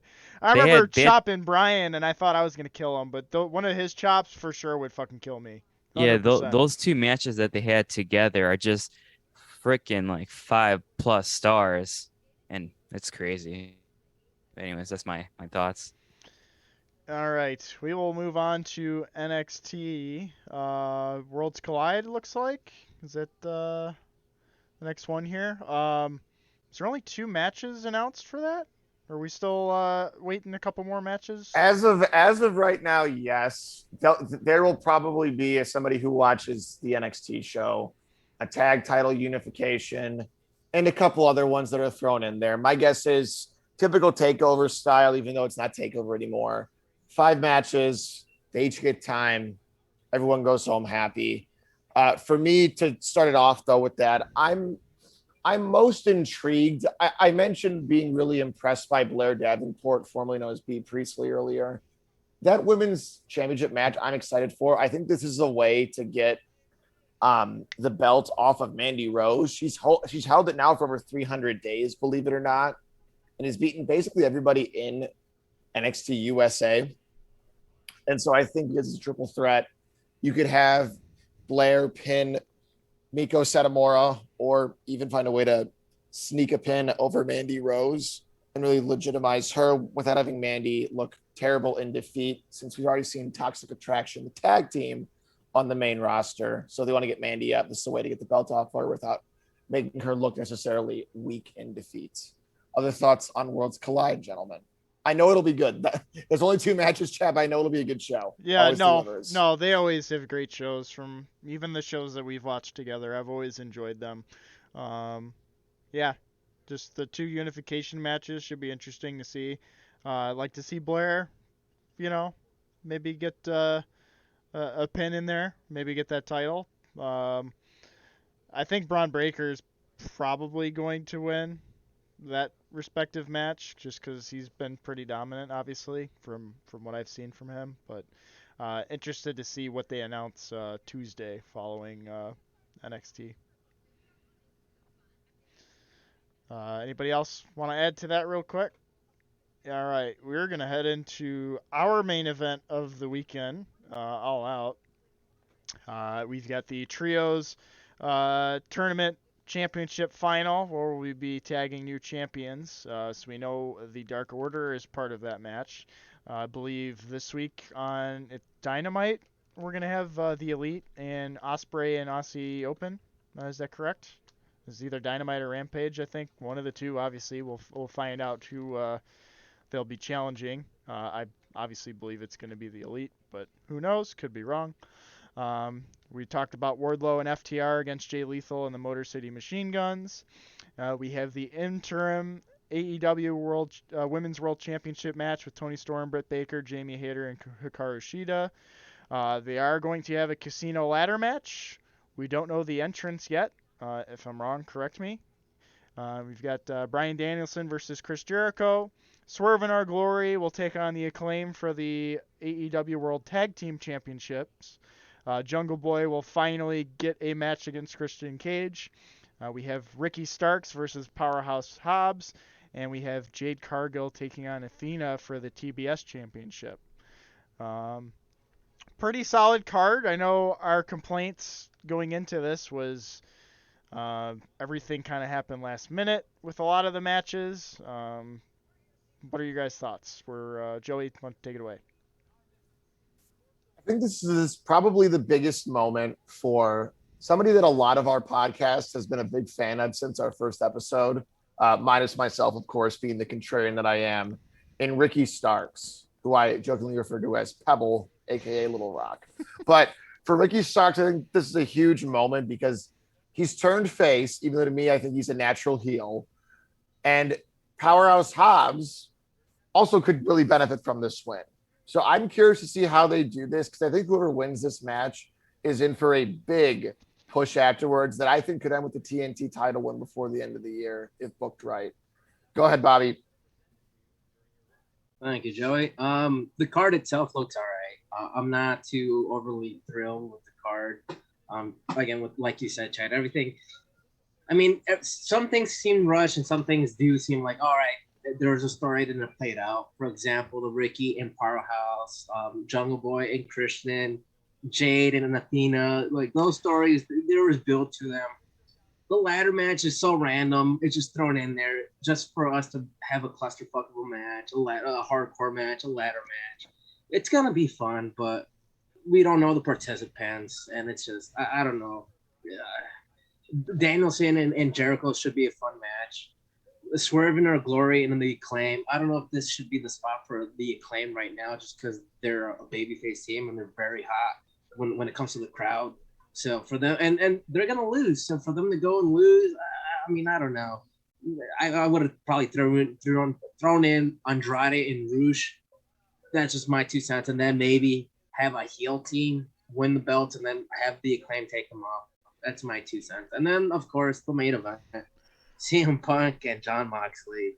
I'm not a fan of this whole story right now. Again, Isn't confirmed yet. Isn't confirmed yet. I did forget to add that. I did forget to add that, but yes, you can talk from about reports, that. It seems like we're gonna get the rematch, and I'm not a fan of the story. I know it's all work. They're using the internet. They're using the dirt sheet to get to us. I'm gonna stand by with what I said. Punk should have been the babyface of this whole thing, but they're making him seem like he's the bad guy. And I don't know. I'm not really buying into it. Just my 2 cents on it. But I am curious on the main event. Is MJF gonna pop up? Who's gonna be a surprise in the ladder match? So there is things that I am excited, but like when it comes to other years, I am a little underwhelmed with the card. Again, I'm sure the men and women are gonna pull off an amazing card, and at the end of the night, I'm gonna be like, oh, another great show. But when it comes to building it, I don't know.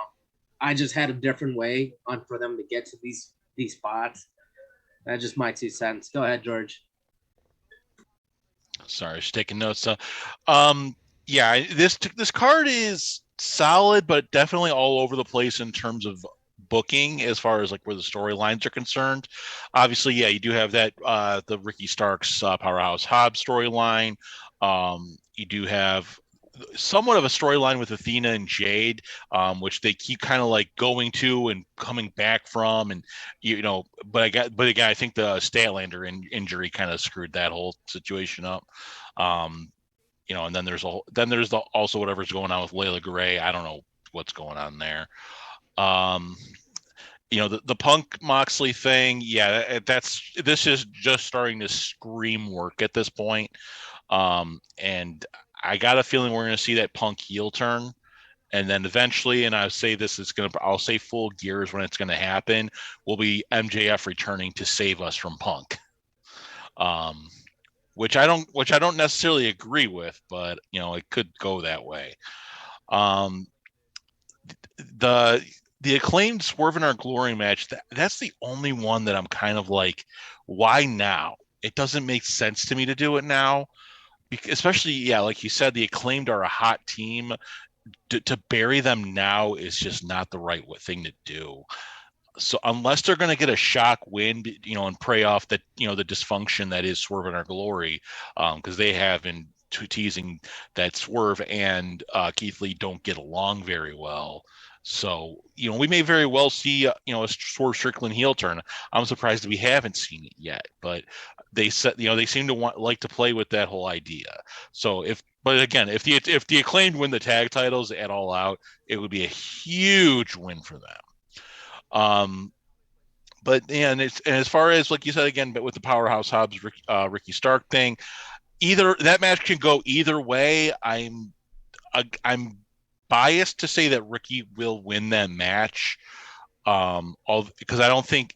But then again, because I don't think a loss hurts Hobbs as much as a loss would hurt Ricky at this point. But who knows what could happen.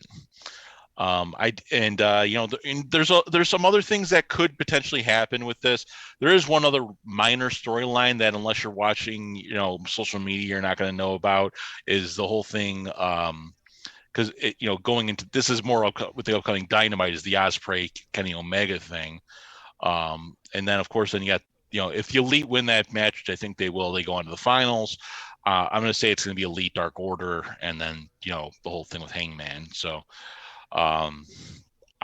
I do have one prediction for this. I think we might see a Dark Order heel turn at this thing, and I'll keep my thoughts on that to myself here, but I just want to throw that out. So we'll wait until after All Out to kind of go on that. That's an interesting thought with Dark Order. Yeah, I I still hope Hangman's not involved in the match. I know he's been like coaching him up on like BT and everything. Um, I was actually gonna bring up rankings once again here because you and Bobby both were kind of like, acclaimed. Yeah, they're ranked. Uh, the last rankings post was August 10th, which is the same post I've been referring to the last couple shows. The acclaimed are currently ranked number 4. FTR still number 1 contenders, as I kind of brought that up earlier. Young Bucks are somehow number 2. 3 is 10 and Evil Uno.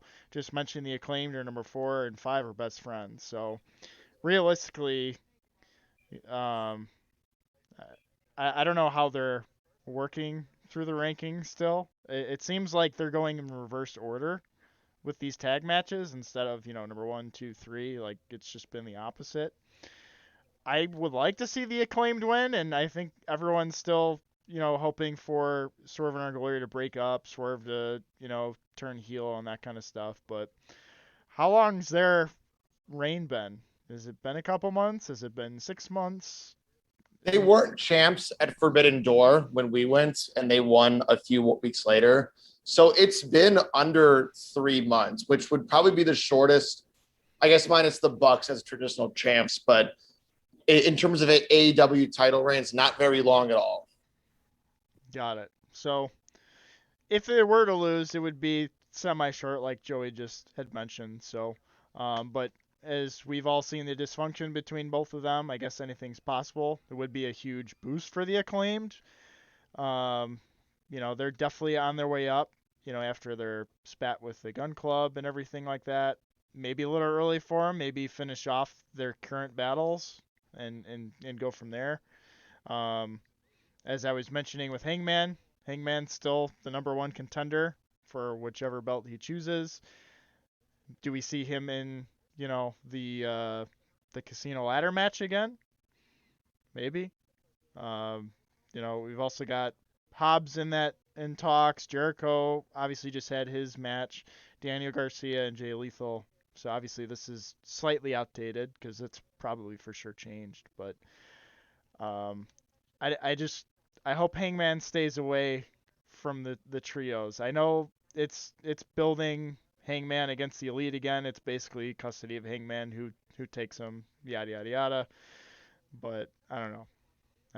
I'm nervous for that. I'm very nervous because I don't want to see the Elite win more belts. I want to see Dark Order finally take home some hardware.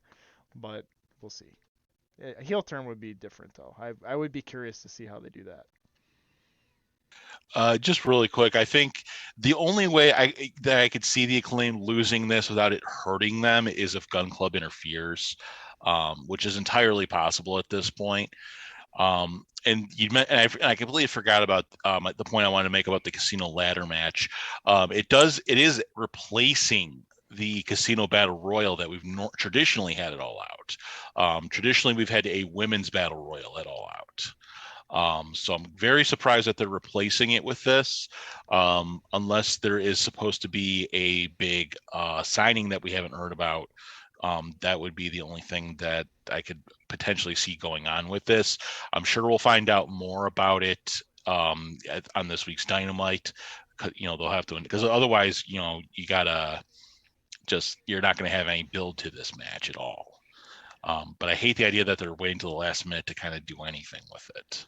I would be okay though going into that match blind where we don't know who's in it and it's all kind of like a shock, I think that would be cool. Maybe 1 or 2 guys and then the rest, but yeah, you're right. It is just kind of like, we don't. I don't know how we feel about it till we know who's in it. And the only person I could see being in this match without any needed fanfare is Darby Allin. Because I think he's been in just about every one of them, and he basically gets that coffin drop through the ladder spot that, every time. And we had that whole promo that we found online of him jumping a Jeep That's so why not let him jump a jeep through a ladder or something? God. Can they do that in the now arena? I don't know. We had hey, they got Hangman on a horse. We can make anything happen. That's true. I did want to add to the whole Punk thing. When they do announce the match, which obviously I'm pretty sure is still going to be him and Mox, but I feel like that match happening again is to give Punk the whole glory of winning the title in Chicago again. But as he's already alluded to, the whole heel turn, I don't think it's going to be a clean win. I think there's going to be some sort of fuckery, whether it's a low blow and the ref doesn't see it, or maybe we do get MJF out and they're like a heel. They start their own heel faction. Before it was both of them talking shit, and what if Punk joins up with him and they do something? I don't want to see that personally. I'd rather see Punk win the title and MJF beat him for the title. But one of my buddies brought that up. What if they got together? Yeah. New straight edge society. Exactly. Some crazy shit. Brian? So jumping on with like the Punk bandwagon here, I would like to see him, win the match because I feel like that match that they had on Dynamite recently, what was that? Just 2 weeks ago, or was it a week ago? It was this week. This past week. Okay, it was this week. All right, sorry, I'm jumbled up on my days here, but I feel like that match was kind of like just as a shocker to have, Mox being treated seriously versus Punk, because a lot of people didn't really treat Mox as a serious champion since he was only an interim champ. So I think that's just a way for Mox to regain back some credibility that he may have lost.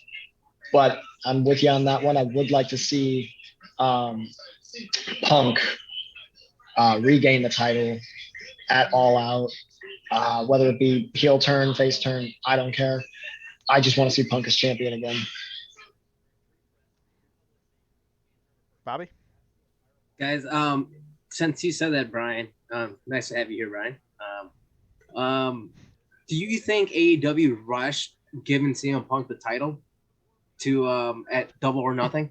Yeah, right, Double or Nothing. I don't think so. I don't think so either. I feel like he definitely worked his way up. He didn't just get thrown into it like we've seen some of the other new signings. He started low and, younger guys and slowly built up to that. You're right. I agree. But the problem with him was it the week after he won the title or 2 weeks after, or he was just in the stupid trios match or whatever with FTR and fucking off the top rope? The foot break, and he'll never admit this, I still believe the foot break was from him diving into the crowd like a moron and bashing his leg on the guardrail. Because right after that, he was starting to limp a little bit, and then he was talking to Dax prior to the match. So that's my little conspiracy theory. I don't know how good his title run would have been as a face, admittedly, Bob, if that's what you're saying, if it hasn't been built up enough in that way. But yeah, I'm really intrigued to see what happens with Punk, though. Well, the way I was kind of looking at it, and like as a booker mindset, I would have never done the Punk and Hangman at Double or Nothing. If anything, maybe have Hangman go up against another heel. If I had the roster list, I would probably say maybe Andrade or something, Malachi, and have Hangman continue his title run. And this would have been pay-per-view where you would have built Hangman and Punk, and they could have done sparring for weeks of just nothing but back and forth promos. And then this would have been the moment for Punk to win the title. Why? It would have marked 1 year since he came back in the ring and faced Darby. And this would have been the summer of Punk. Then if you want to turn him heel, then full gear. You could have just have him cheat to win, and there's your heel Punk. That's why I'm not fully behind this whole turn right now, just because it doesn't feel natural to me. And again, I know the crowd is very behind MJF. And again, we're keeping our fingers crossed that he shows up. Again, I just feel like, if y'all hold it off, because if you guys wanted Punk to win, then what? Like, this whole interim thing doesn't make sense to me. There's just a lot of things, like Tony Khan just rushed to it, and he should have just taken a second and adjust to the situation and be like, all right, you know what? I'm not going to do the interim. Have Mox win, but no, he did the interim and then lost it on it. Again, they drew a good number, guys. What was it? Over 1 million? on Wednesday? Yeah, just for that. Just for segment that, alone. is that real? What is this? The Monday Night Wars, the Wednesday Night Wars? It's not even happening anymore. So like the whole rating pop, I don't know. That's just my 2 cents, guys. I feel like Punk should have won the belt all these months later, and hey, it would have prevented him on getting hurt, right? You never know. I mean, he Yeah, was jumping in the crowd, when he first prior. came back as well. So I guess Yeah. anything's possible. But Yeah. I do kind of agree. I'm still not fully behind the whole interim champ idea. I know they're doing that as kind of like, an MMA style, like Correct. champ kind of deal. So we still have a fighting champ, and then they can unify it. But the fact that we're now encountering that in the women's side of things as well, to me is just, I don't know. I feel like it's overcomplicating the feuds that they have, especially on the women's side, because now we've got a 4-way match and there's like 2 or 3 different feuds going on, just with those women alone.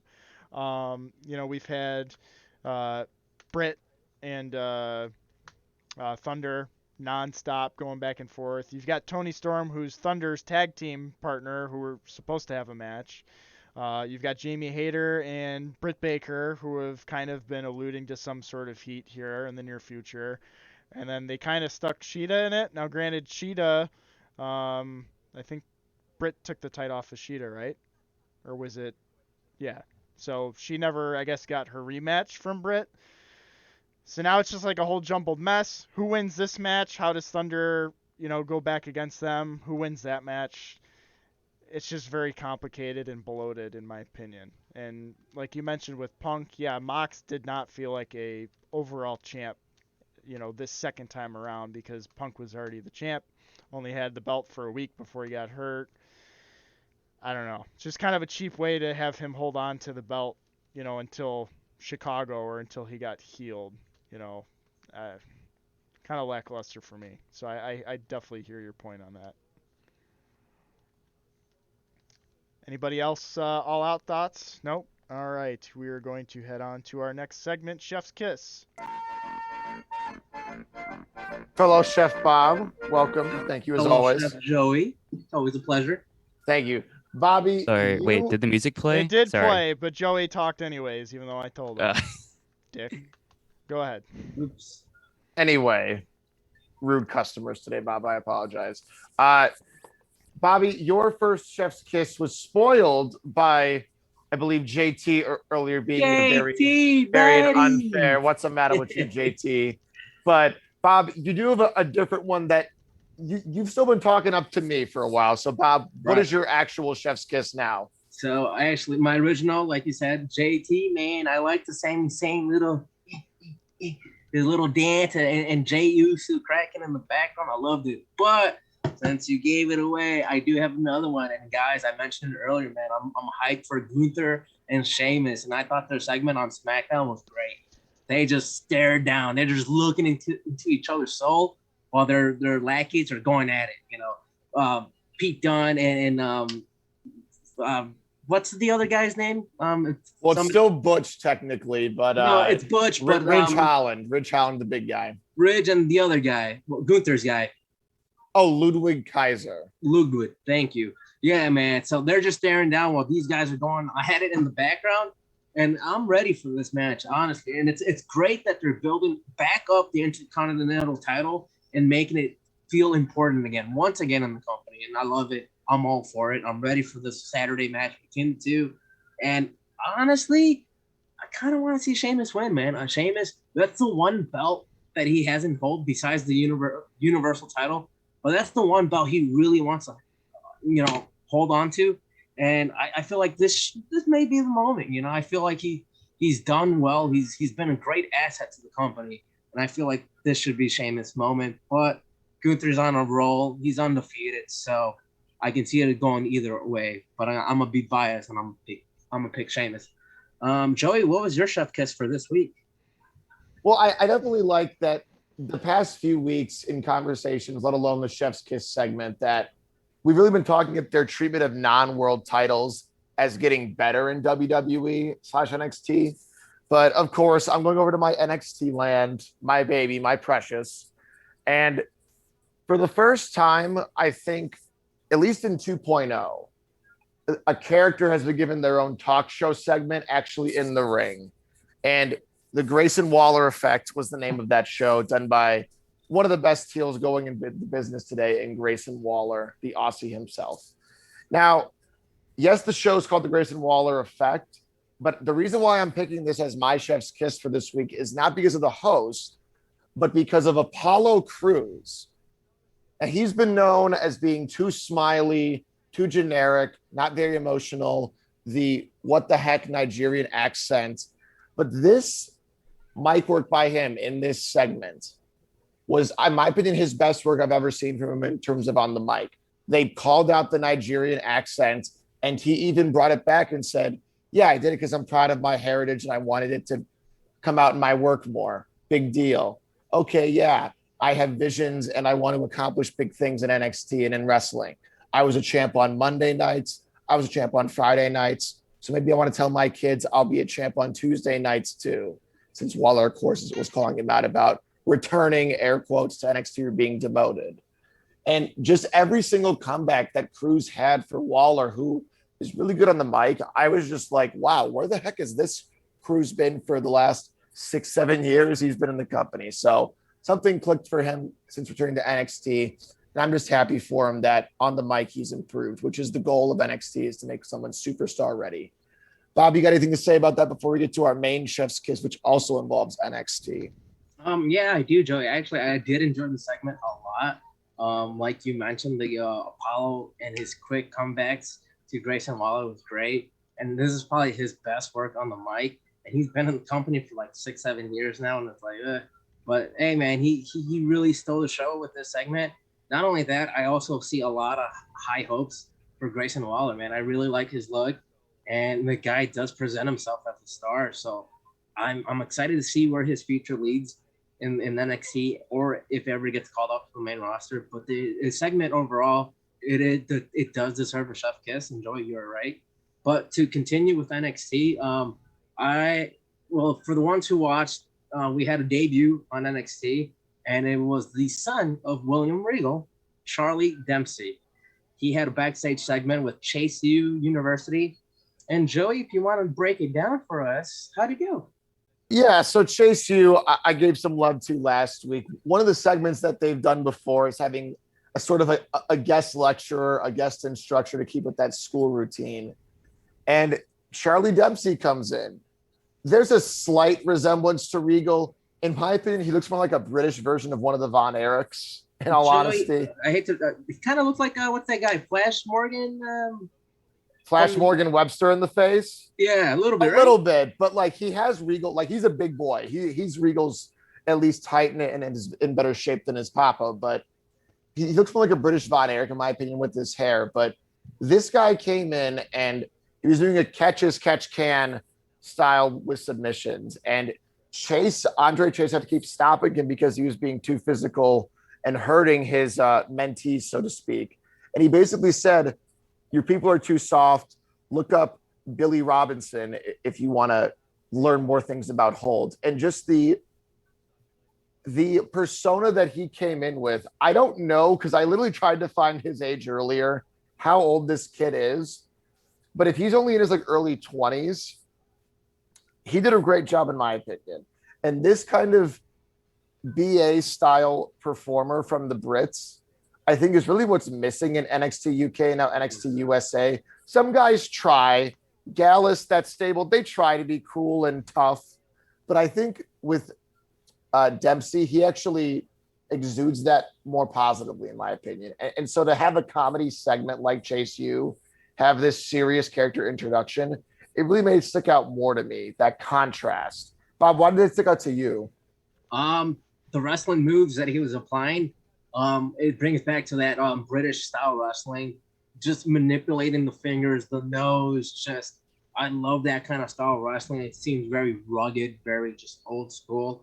And so when I saw him applying moves to the Chase U jabronis, I'm like, man, this guy, not only that, his facial expressions on applying on the moves, and just this guy came off so well in this one segment. It's a minute and a half, and I'm like, man, he didn't actually have a match. And this segment alone made me believe this dude is a vicious son of a bitch out there. and y'all should be scared of him in the ring because he's gonna break off a finger, he's gonna rip off your nose, rip off your ear, poke your eyeballs. He's gonna manipulate something in that ring, and so that would really intrigue me with Charlie Dempsey here. So I am all in for Charlie Dempsey. I'm ready to see more of him.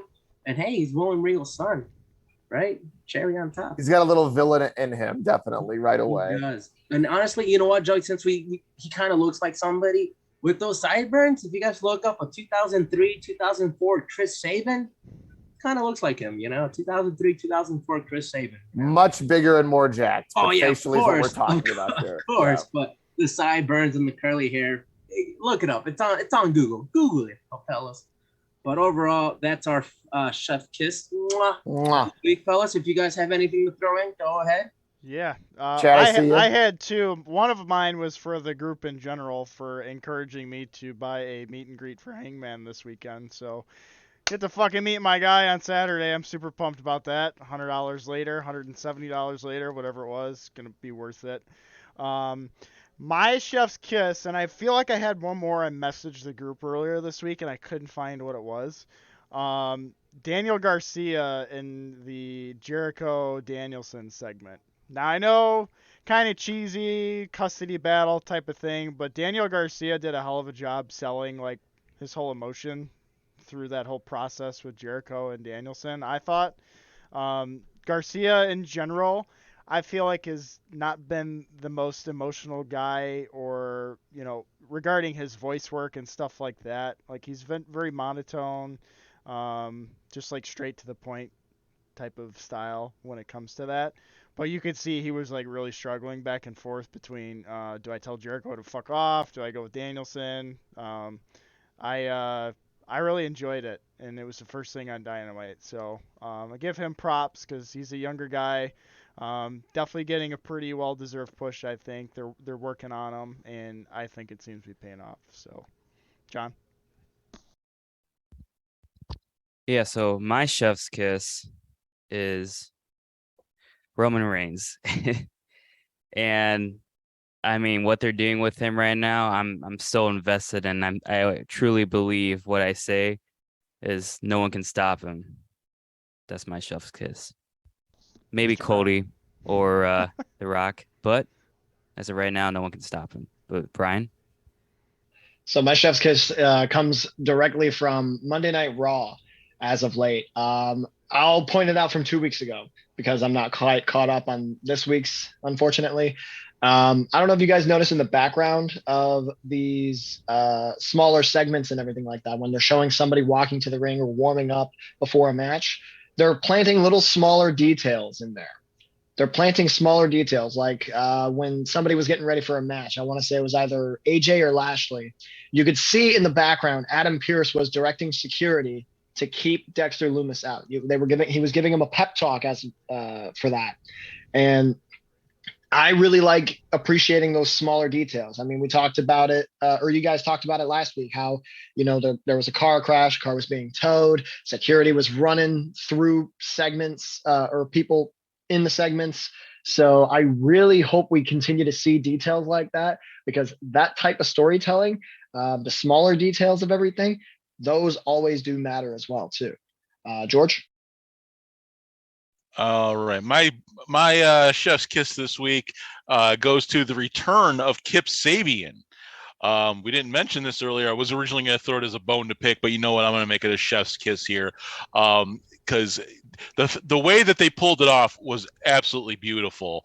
Because Kip had just some random guy planted in the crowd with the box on his head, kind of had his mouth taped shut so he couldn't talk, and all of a sudden Kip attacks Pac from behind. That was beautiful. That was a great setup, and Bobby, I love the thing. But yeah, that was just a great way to do it, and I'm glad they did it that way. So yeah, I'm very happy about that. And as long as we're talking about bones to pick, I'll go ahead and pivot right into that so that we can just get rolling on that. Whoa! What? Graphic, bone to pick time. Let me play the graphic. All right, now you may speak, sir. All right. So my bone to pick this week, and I got two of them actually. One is Daniel Garcia, I got a bone to pick with. Oh, come on. Not the promo itself that he pulled, because he spoke well, but that push on Jericho was the weakest shit. Preach, Yeah. brother. Oh my God, that was like, I saw that and I'm like, the hell was that? It was the most unbelievable thing. Like, dear God, man, Garcia, my buddy, dude, come on, man, you It can do looked better like than this. Jericho like tripped on himself. Like it was like very. He was like, whoa. It was I'll give you that. so bad. Oh my God. So that was my first bone. My second bone is something that and this is actually going to be part of a quick hit here. So Vince Russo, of all people, is my other bone to pick. So Russo was recently on his own podcast, and he's made a very big claim here. He claims that he was a consultant for the USA Network in regards to WWE Raw. Specifically, the timeline he has is March before WrestleMania in 2020 up until this past Mania in 2022. And he was basically he claims that he was being paid quite lucratively to basically be a consultant to the vice president of USA Network in charge of WWE Raw.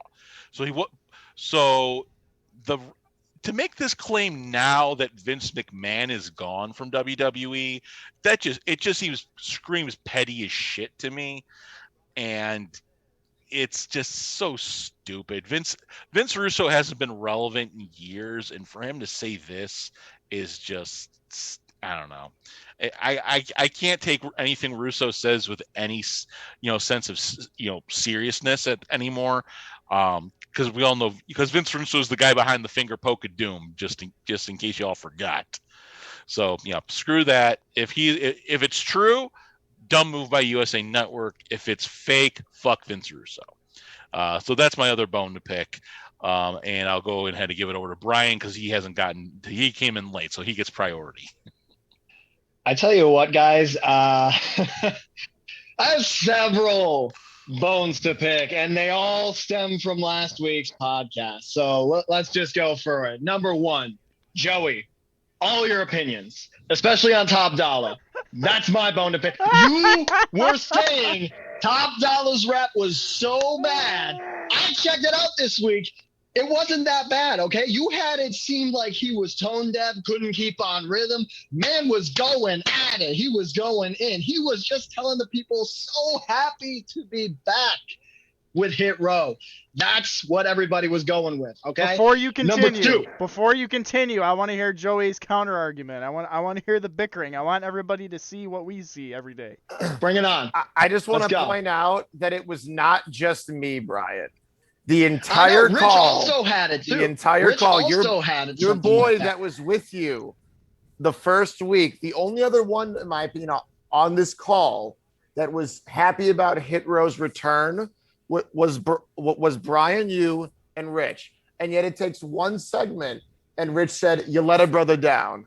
So you tell me what caused Rich's mind to change and yours not to. I'm just saying. Honestly, though, Top Dollar's rap, I'll say this. The flow was there. It was steady. It was great. It was on beat. The rhymes, on the other hand, they could have been a little bit better, okay? Maybe and that I was think it. that's the Maybe that was issue. the reason why he let a brother down, okay? Yeah. That was the reason why he let a brother down. And I think that's the bigger rhymes issue weren't quite there. because I mentioned this in my critique last week, is that writers are always a big conversation and controversial opinion in wrestling. Can they hire like outside writers to do some of these raps then? They've hired outside writers in the past before too. Right. What was his name? Freddie Prinze Jr. He was a right. He was a writer before. Right. And he was just more so in acting and TV. If you claim his flow is there, Brian. His flow is there. His flow is there. That's why they call him Top Dollar. And ain't nobody better than Top Dollar. Nada. This is why I have so many bones to pick with you, Joey, and including your chef's kisses. Including your chef's kisses. Can I still hold up. Let me still respond to Top Dollar before you do this. No. Final comment from me No, on I top want to move on. dollar. I have 7 bones No, to pick. no. So many. One more thing with pennies, aka top dollar. Hire somebody to write his music then, and then the next time he does a rap, if that flow's still there, we can break down the rap line by line. We can make that a segment, Brian. That's my offer. Jesus. We'll make it work. Jesus Go ahead. fucking Next thing. Christ. Wait, can Yes, I please, go. Let I Bobby love go it. first Just before we're suggest- here for another hour. Let Bobby go first. Right. I'm sorry. I just want to Joey. Wale, he's somebody who's a big fan of WWE. You know, why don't they contact him, have him come in and write for the boys? You know, Thank you, Bob. just something to throw out there. You know. Anyways, May I continue? Yes, Yeah, you go may. ahead. May I continue? Okay, Joey, your chef's kisses. Pick something else other than NXT 2.0, all right? I get it. It's great. It's quality. Pick something else. We have WWE, Raw, SmackDown, Impact, NXT NWA, is WWE. AEW, The 1 week. AEW, The Ring 1 of Honor, week. The GCW. 1 week. We have so much wrestling, and yet Bob. you consistently pick NXT Bob. 2.0. I am going to have Bob back me up on this. Bob, was there not a week that I was going to pick the Orange Cassidy match and Chad threw it, to my opinion, the first 2 minutes of the show? So I need Bob to back me I up did. on this. I did Guys, yeah. hijack that. Yeah, you're right. It Yeah. was like 3 Well, episodes guys, there's ago. times where we don't always communicate our chef kiss to you guys because we want to make it a surprise. And sometimes you guys would go into depth. It happened on some of tonight. them. It happened tonight. It happened tonight and it happened before. So sometimes me and Joey, we have to work on the fly. You And know, have like how backups. the boys and girls do it in the ring. And hey, you know, Joey has to go back to good old faithful. Good old right? faithful. Yeah. So Old faithful. continue, Brian. Continue. Go ahead, Brian. All right. Number 3, everybody forgetting before the Impact. Bob, I'm especially ashamed of you since you're a resident Impact guy. Everybody was mentioning these different shows that we saw being, recorded for Impact. Everybody forgets before the Impact, which is on YouTube, by the way. It's basically a recap of their pay-per-views, followed by a few other dark matches here and there. Everybody forgot before the Impact. JT, my other bone to pick is with you. You consistently telling me, being on my ass for picking and choosing people in different factions. Let me live. Let me live, man. Let me live. Rich, I know you're not here. My other bones to pick with you. You pronounced Kazuchika wrong. Shame on you. And then everybody else, my other bone to pick. You guys, all forgetting with the knee brace. I know Joey mentioned it last week, seeing Mandy Rose and Zoe Stark, knee brace being used. You guys forgot NXT New Orleans unsanctioned match. Johnny Gargano uses that We knee brought it brace. up. Well, no, I said Just We that. 100% brought it up, Tommaso Brian. Ciampa. We I brought said it that. up. We We brought brought it it up. up. Brian, We brought it we up. brought it I know up. you You brought weren't it up, here. but you Hey. did not mention specifically what happened, and Hey. that's my bone to pick. Brian, The Rock has a bone to pick with you. He says, Shut up, bitch! there you go. Fuck right off. All right, everybody else, go All right right. ahead. Bobby, let's hear your bones Hey, to pick, hey, buddy. Brian, I was look. just here bringing the energy. Hey, all right? Brian, I do forgive. Had to get that off my I chest. love the energy, Brian. We're frenemies, but I love the energy. Go ahead, Bob. Brian, I do admit I don't watch before the Impact, but as going after this week, my satellite went out on me during Impact, and so I had to subscribe to their YouTube channel to catch the rest of Impact. And so I did catch this past week's before the Impact, and I will catch it going forward. I didn't even know Anyways, that was a thing. it's the dark match before the show. They just Oh, throw it so in it's- the, but you would have to be a member. So yeah, I believe it's like $1 or I did the $249 deal. So anyways, my bone to pick is gonna come from a promotion that none of us has mentioned till just a couple seconds ago. Brian, you brought it up. NWA, guys, NWA has their NWA 74 going on. They had night 1 last night. Night 2 is going on right now. And as we're speaking, Homicide just defeated Ricky Morton right now. But my bone to pick is with this company. I have no clue what's going on with the company. I'm not liking a lot of the decision making going on behind the scenes. Who's in the main event? You got Trevor Murdoch as your champion going up against Tyrus. And for some of you guys who don't know who Tyrus is, that's Brodus Clay. Yes, Brodus Clay and Trevor Murdoch in the main event for the NWA World Title. Not a fan of that. Not a fan of last night's show. A lot of it looked clunky, clusterfuck. There was a spot off the ladder. I swear to God, this dude almost died, but he managed to bounce back in the ring and make it work. it's a shit show of a show. I don't like the commentary. I can just pick apart this show, and I don't want to because it's another promotion that I do want to support. Just the last couple of weeks has been brutal to watch this thing, and just having this in the background is just like nothing's appealing to me right now, and it's just it's brutal, and I hate to see it. And I know Billy Corrigan, he's very behind his team, and I understand it. Look, they've been hit with lots of not releases, but they lost a lot of the big stars. Look at Ricky Starks. He started off in NWA. AEW has him. Thunder Rosa. Boom. James Storms. He's gone. They've lost a lot of big heavy hitters, and now they have to rely on their underclass talent. And that's what I'm seeing right now, and I'm not a big fan of it. It's like, that's just my bone pick for NWA. Hopefully you guys can catch more of it. But with the way it's going right now, I don't know if any of y'all want to tune in. It's not looking good. So come on, Billy Corrigan, get your shit together, get your roster together. Let's get this company rolling on the road, because I felt like 2019, before the pandemic, y'all were doing pretty well. Pandemic hit and shit just went south for y'all. And I hate to see it. I really do wish y'all bounce back. I'll catch the rest of the show tonight, but from what I've seen, it hasn't been pretty. Go ahead, Chad. So I've got two, and they're kind of silly. The first one's for the entire group for not reminding me about one of my Chef's Kiss. It was actually the smaller promotion. I don't even know what the fuck it's called, but there's a guy whose gimmick is literally he's a pizza maker, and he's just spinning dough the entire fucking match. And that was one of my Chef's Kiss that I forgot about. So shame on you fucks for not reminding me.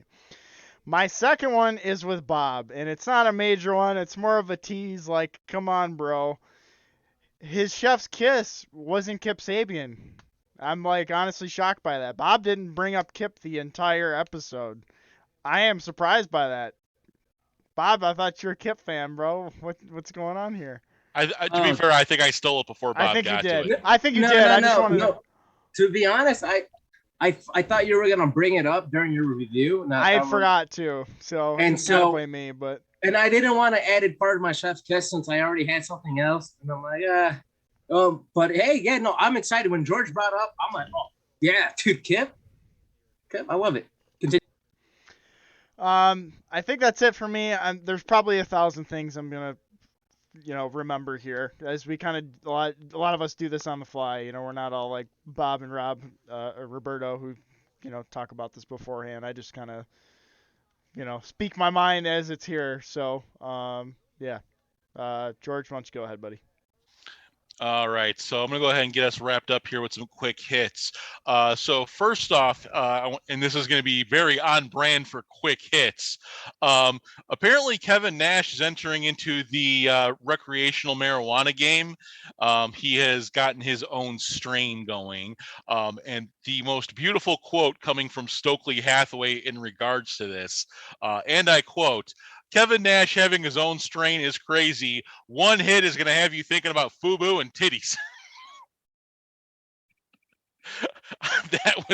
That's a callback right there. Did we mention Flair had one last week? I know Flair just announced his. He's got some sort of marijuana thing going on too. I wasn't here last week, so I don't know if you guys talked about it then. Next quick hit is staying with Kevin Nash. Apparently he's got some beef with Will Ospreay, and Kenny Omega has gotten involved in it. Like somebody had asked Kevin about Ospreay's recent 5-star match, and Nash responded by saying, "Yeah, but how much merch has he moved?" Omega coming in and saying, "Not a damn thing, just he hasn't moved a damn piece of merch."